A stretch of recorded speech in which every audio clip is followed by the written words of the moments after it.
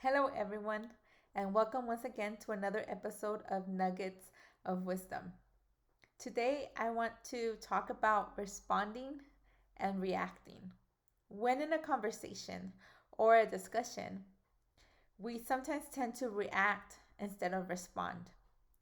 Reacting actually tells us that we have a problem with boundaries because it limits our options and it escalates the discussion.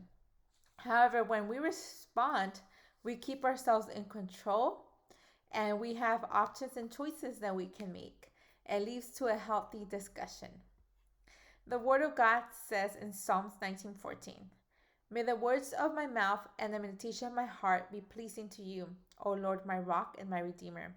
We want our words to be pleasing to God. And in James chapter 1, verses 19-20, it says, "Understand this, my beloved brethren. Let every man be quick to hear." That means we need to be a ready listener, slow to speak, slow to take offense, and to get angry. That's like the reacting. For man's anger does not promote the righteousness God that he wishes and requires of us.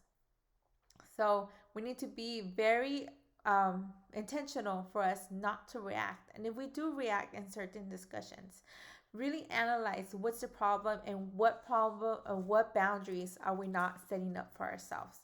Because ultimately it is a boundary problem or a boundary issue. Proverbs 17:27 also says, "He who has knowledge spares his words, and a man of understanding has a cool spirit that is even tempered." So we need to have a tempered, even tempered. When we're able to respond, we're able to think, we're able to process, and not react to what it's saying. And on Proverbs 29:20, it says, "Do you see a man who is hasty in his words? There is more hope for a self-confident fool than for him." So he doesn't want, as Proverbs tells us, that we don't want to be hasty in our words, but actually it emphasizes again that we need to be good listeners, because a gentle answer turns away wrath, but a harsh word stirs up anger. That's Proverbs 15:1. So I encourage you to analyze your conversations. And do you tend to react or do you tend to respond? And ask yourself if you have a boundary issue and work towards setting up boundaries for yourself so you're able to respond instead of react. So this has been another episode of Nuggets and Wisdom.